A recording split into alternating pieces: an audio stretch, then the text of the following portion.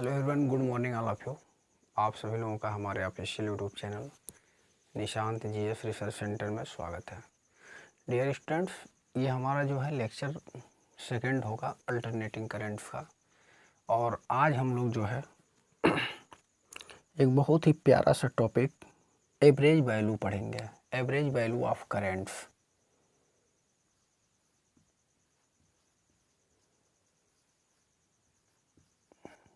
Average value of current. जो धारा होता है, धारा का औसत मान कैसे निकाला जाता है।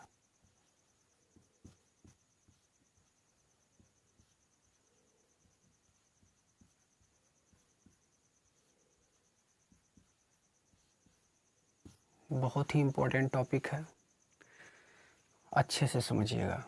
देखिए, किसी विशेष क्षण पर धारा को हम लोग क्या लिखते हैं, I equal to D Q by D T. ये जो लिखा जाता है ये किसी विशेष क्षण पर धारा के कुल मान को रिप्रेजेंट करता है। मैं यहाँ पर लिख देता हूँ किसी विशेष क्षण पर।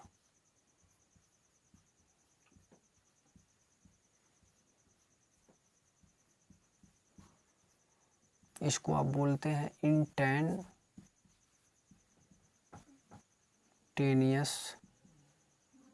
टाइम। तो जो करंट होता है किसी विशेष क्षण पर, ये I इक्वल टू होता है D Q upon D T.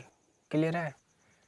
तो क्या मैं डी क्यू को ऐसे भी तो लिख सकता हूँ I D T cross multiply करके। अब देखिए, जब इसका दोनों तरफ समाकलन करेंगे तो डी क्यू हो जाएगा इंटीग्रेशन आई डी टी। और ये डी क्यू क्या बता रहा है, कुल आवेश बता रहा है। तो कुल आवेश को हम लोग कैसे लिख सकते हैं, आई डी टी लिख सकते हैं। ये तो हो गया कुल आवेश को लिखने का तरीका। लेकिन हम लोग क्या निकालना चाहते हैं, धारा का औसत मान।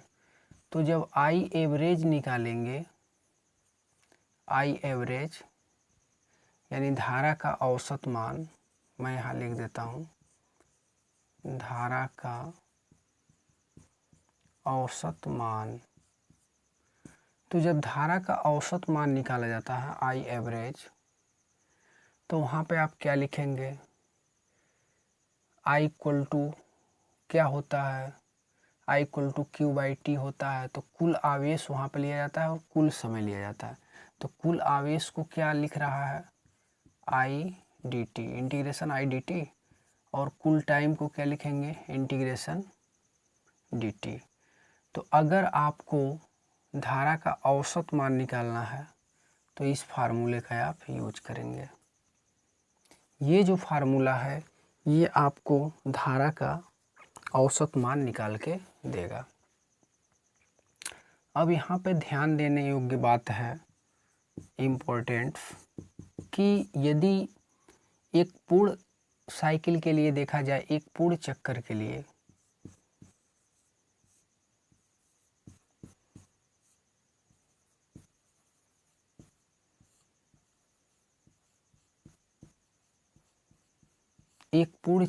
लिए आई एवरेज कंप्लीट साइकिल, तो उसका वैल्यू जो होता है कितना होता है, 0 होता है। तो एक पूर्ण चक्कर के लिए जो धारा का औसत मान होता है वो कितना होता है, 0 होता है।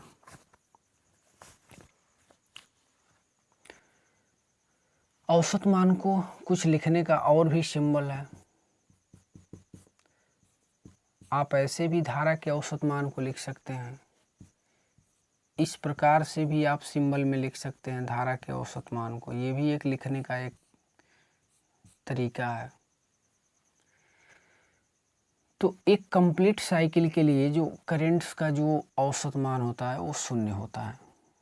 अभी इस बात को हम लोग प्रूफ करेंगे। तो आई होप ये जो मैंने आपको बताया ये महत्वपूर्ण फार्मूला, ये सबसे इम्पोर्टेंट फार्मूला है धारा का औसत मान निकालने के लिए। क्लियर है? अब हम लोग धारा का पहले हम लोग ग्राफ समझेंगे और ग्राफ के बाद हम लोग जो है उसके औसत मान को प्रूफ करेंगे।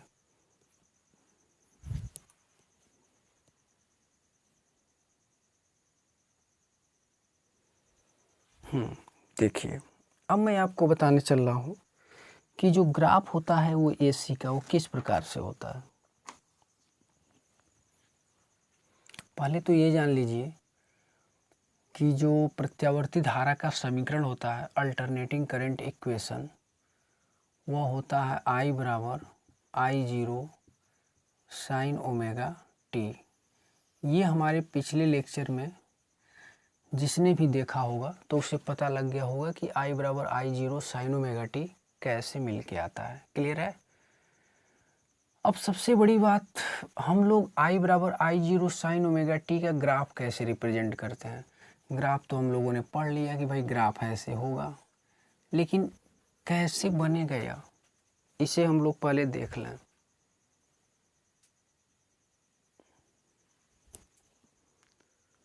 तो क्या किया जाएगा, देखिए,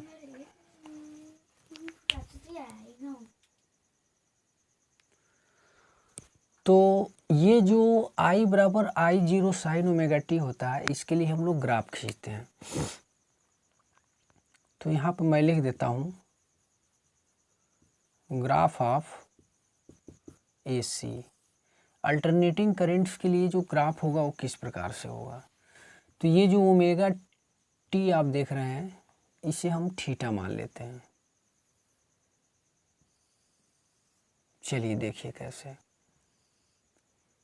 थीटा बराबर ओमेगा टी, अर्थात ओमेगा टी को क्या मान लिया गया है, थीटा मान लिया गया है। अब यहाँ पर मैं 0 डिग्री मान लिख रहा हूँ। 0 के बाद मैं 90 डिग्री लेता हूँ। 90 मतलब π/2। इसके बाद π/2 के बाद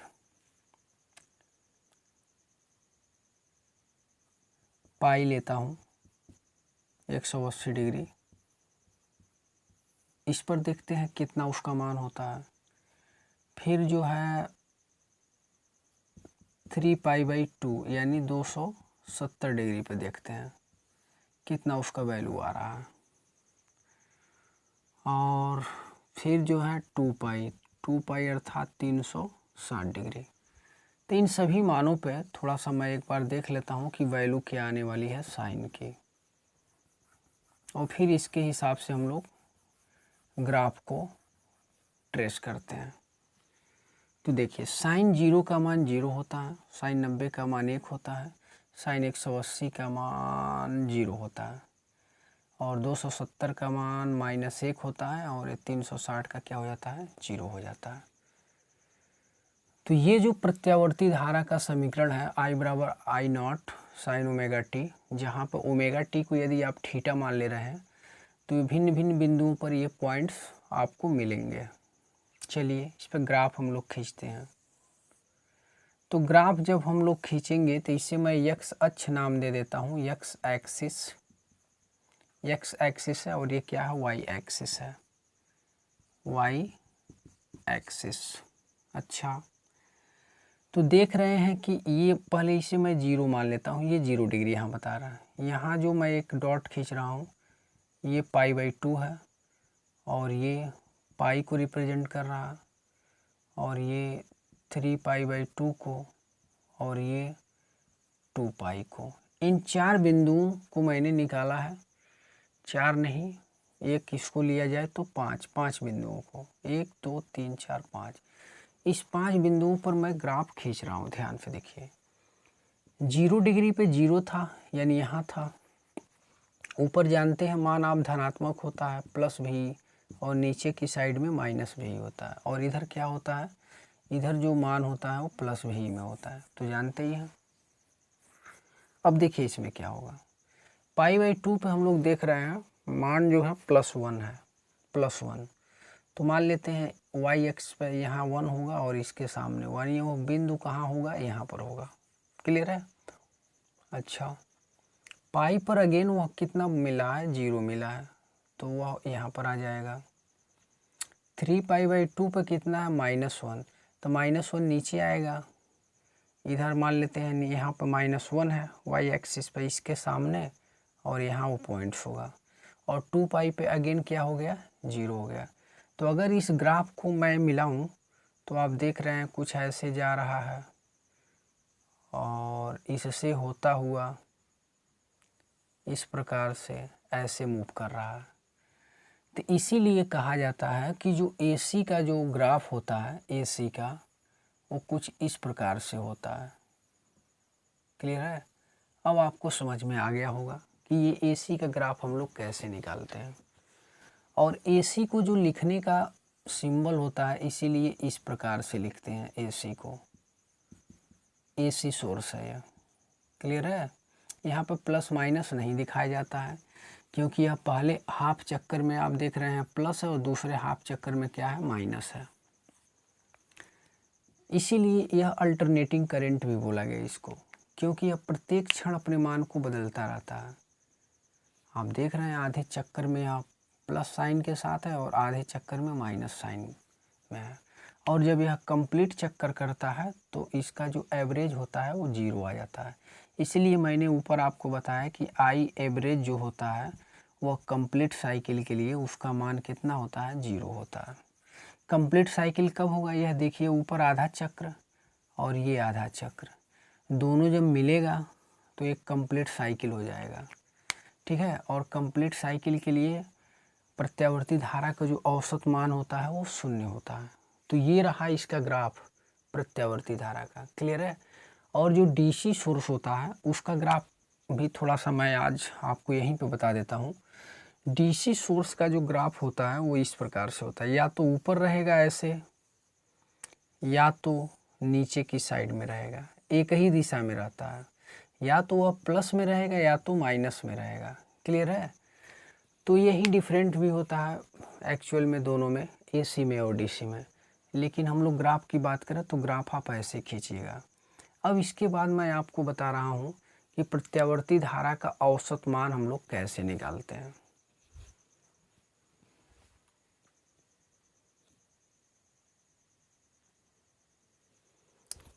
देखिए, जो प्रत्यावर्ती धारा का औसत मान 0 होता है उस बात को हम लोग प्रूव कर रहे हैं। आइए कैसे हम लोग प्रूव करेंगे। तो देखिए, प्रूव करने का तरीका, आई एवरेज जो होता है ये 0 होता है, इस बात को हम लोग प्रूफ करेंगे कि कैसे ये 0 हो जाता है। तो देखिए, अभी मैंने आपको बताया कि जब आई एवरेज को आप लिखिएगा तो इंटीग्रेशन आई dt अपान में इंटीग्रेशन ऑफ dt, और यहाँ पर आप टाइम ले लेंगे 0 से t तक, 0 से t और यहाँ भी 0 से t।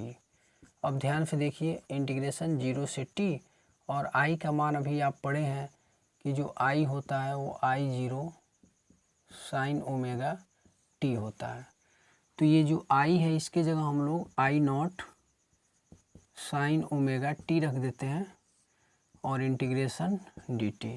क्लियर है? आपको समझ में आ गया होगा। अब देखिए, I0 को मैं बाहर कर लेता हूँ, I0, और साइन ओमेगा टी का जब इंटीग्रेशन करेंगे तो आपको क्या मिलेगा, आपको मिलेगा माइनस कास ओमेगा टी। अब ओमेगा टी का इंटीग्रेशन करेंगे तो अपान में क्या आ जाएगा, ओमेगा आ जाएगा। ये तो हो गया ऊपर का इंटीग्रेशन, और नीचे का जब इंटीग्रेशन करेंगे dt का तो उसका क्या हो जाएगा, उसका t हो जाएगा। क्लियर है? अब इस पर भी आप जो है चाहें तो यहाँ पे 0 से t है, 0 से t यहाँ पे लिमिट लगा सकते हैं, और यहाँ भी 0 से t लिमिट लगा सकते हैं। चाहे तो आप माइनस साइन बाहर भी कर सकते हैं, माइनस I0 और नीचे से ओमेगा और यहाँ t ही मिलेगा, ओमेगा t रहने दीजिए, और यहाँ पे कास ओमेगा t आ गया 0 से t। ध्यान दीजिए, मैंने यहाँ से ओमेगा को बाहर कर लिया है और यहाँ से t-0 अगर लिमिट रखेंगे तो t ही मिलेगा, ये इसके साथ मल्टीप्लाई होके बाहर आ गया। अब आप लोग जानते हैं t बराबर 2π अपान ओमेगा होता है।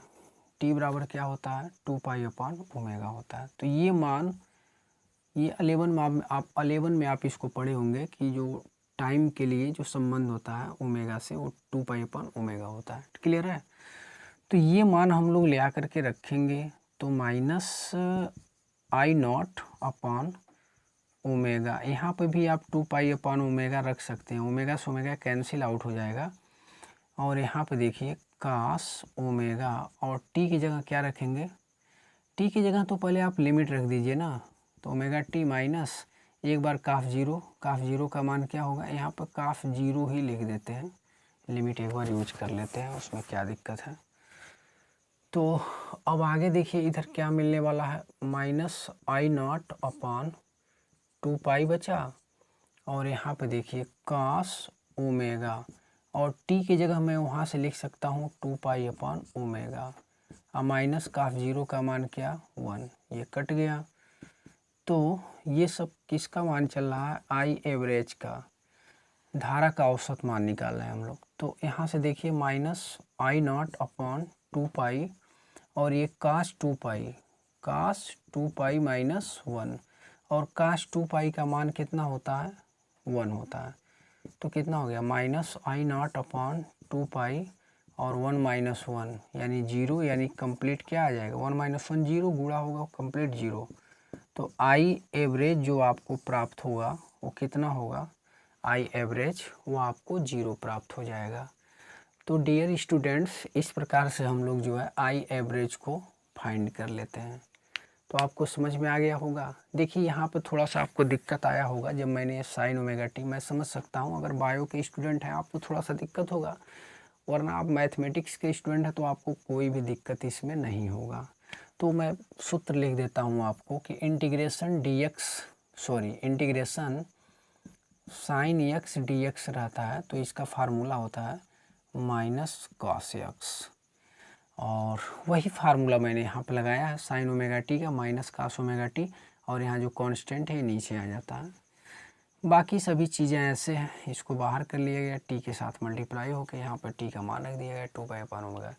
तो आप 2-3 बार वीडियो को देख लीजिए तो अच्छे से आपको समझ में आ जाएगा। तो इस प्रकार से हम लोग प्रत्यावर्ती धारा के औसत मान को एक पूर्ण चक्कर के लिए हम लोगों ने सिद्ध कर लिया। पूर्ण चक्कर यानी 0 से टाइम मतलब टी लिया गया है, टी समय में वो मान लीजिए अपना चक्कर जो है कंप्लीट पूर्ण साइकिल कर लेता है, तो उसके लिए है।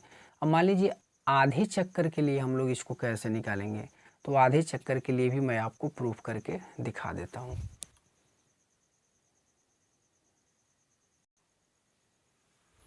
अब हम लोग सिद्ध करेंगे हाफ साइकिल के लिए।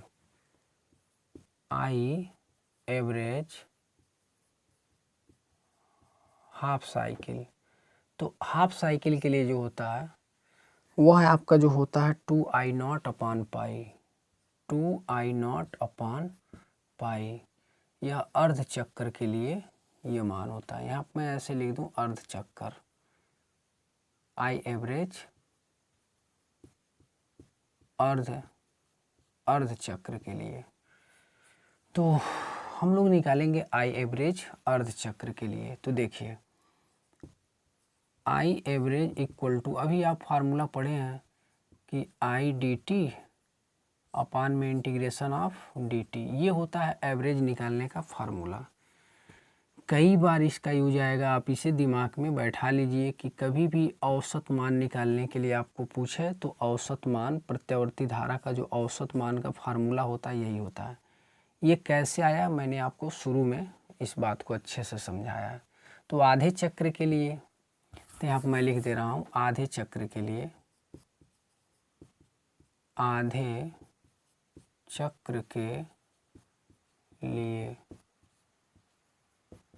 धारा का औसत मान। तो आधे चक्र के लिए जब धारा का औसत मान किया जाएगा तो देखिए क्या मिलेगा, आई एवरेज इक्वल टू 0 से टी हाफ, बस टाइम को हाफ कर दीजिए, और आई डी टी अपान में इंटीग्रेशन ऑफ डी टी 0 से टी हाफ। क्लियर है?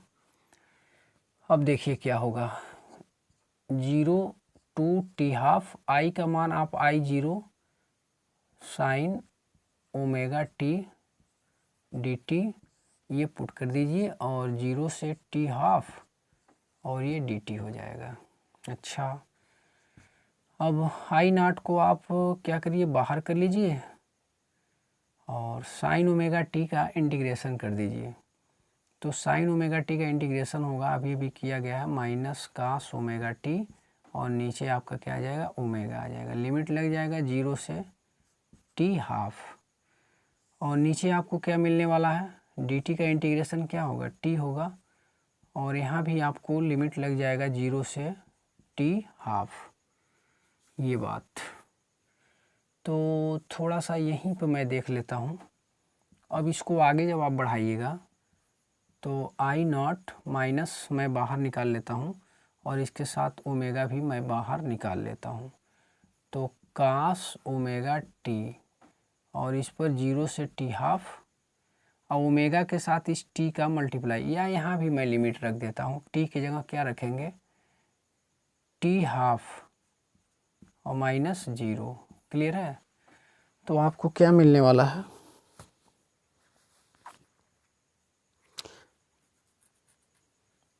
नीचे से टी हाफ आपको मिला बस ओनली। अब इधर देखिए क्या मिलेगा, माइनस आई नॉट और ओमेगा के साथ टी हाफ का मल्टीप्लाई हो जाएगा नीचे साइड में। तो कास ओमेगा और टी की जगह क्या हो जाएगा, टी हाफ और माइनस एक बार आपका क्या मिलेगा, कास 0 मिलेगा। अच्छा, अब देखिए माइनस आई नॉट अपॉन ओमेगा, अभी आप टी को लिख सकते हैं 2 पाई अपॉन ओमेगा, मैंने लिखा था अभी ऊपर टी बराबर होता है 2 पाई अपॉन ओमेगा। तो यहाँ देखिए टी आया है तो 2 पाई अपॉन ओमेगा गुणे 2 आप लिख सकते हैं, ओमेगा से ओमेगा कट गया, 2 से 2 कट गया और इधर देखिए क्या आ गया, कास ओमेगा टी को लिख सकते हैं 2 पाई अपॉन ओमेगा, वही बात, ये कट गया, ओमेगा से ओमेगा कट गया, काफ 0 का मान क्या होता है, 1 होता है। तो माइनस आई नॉट अपॉन पाई और यहाँ पर क्या बचा, कॉस पाई, कास पाई का मान -1 होता है और -1 यहाँ से पहले से है, तो माइनस माइनस माइनस का 2 हो गया और माइनस आई नॉट अपॉन पाई में गुणा होगा जब -2 का, तो देखिए आपको क्या मिलेगा, तो आपको फाइनली मिलेगा I average equal to 2 I naught upon में पाई। तो ये बात, यही बात हम लोगों को सिद्ध करना था कि आधे चक्र के लिए जो प्रत्यावर्ती धारा का जो औसत मान होता है वो 2 आई नॉट अपॉन क्या होता है, पाई होता है। ये अर्ध चक्र के लिए होगा। आई एवरेज जो हम लोगों ने निकाला है हाफ साइकिल के लिए, अर्ध चक्र, अर्ध चक्र मतलब हाफ साइकिल, तो हाफ साइकिल के लिए 2 आई नॉट अपॉन क्या होता है, पाई होता है। तो प्रत्यावर्ती धारा का औसत मान आधे चक्र के लिए 2 आई नॉट अपॉन पाई होता है और एक कंप्लीट साइकिल के लिए क्या होता है, एक पूर्ण चक्र के लिए आई एवरेज की जो वैल्यू होती है पूर्ण चक्र के लिए वो कितना होता है, 0 होता है। तो जब भी आपको निकालना है एवरेज वैल्यू, तो अगर आप कंप्लीट साइकिल के लिए निकाल रहे हैं तो वहाँ से 0 से टी आप लिमिट यूज कीजिएगा और जब आप हाफ साइकिल के लिए निकाल रहे हैं अर्ध चक्र के लिए तो वहाँ पे लिमिट 0 से टी हाफ लीजिएगा। और मैंने आपको ये भी बात बता दिया है, कभी भी आपको एवरेज निकालना हो, कभी भी एवरेज निकालना हो आई एवरेज, तो एवरेज निकालने का यही फार्मूला होता है I D T upon integration of D T. इस सूत्र की सहायता से आप कभी भी एवरेज निकाल सकते हैं। क्लियर है? बस इसमें आपको क्या करना है, जब आप एक कंप्लीट साइकिल के लिए करेंगे पूर्ण चक्कर के लिए 0 से टी ले लीजिएगा, 0 से टी लिमिट, और जब आप अर्ध चक्र के लिए निकालिएगा तो वहाँ से 0 से टी हाफ। तो आज के लिए इतना ही, ये मेरा लेक्चर 2 है। अब आपसे उम्मीद है कि आप इस वीडियो को कितना ढेर सारा प्यार आप दे रहे हैं, ठीक है। तो आपको वीडियो कैसा लगा कमेंट बॉक्स में ज़रूर लिखिए। चैनल नया है, प्लीज़ यदि चैनल पर नए हैं तो चैनल को ज़रूर सब्सक्राइब कीजिए और ज़्यादा से ज़्यादा सपोर्ट कीजिए। आपका दिन शुभ हो। जय हिंद, नमस्कार।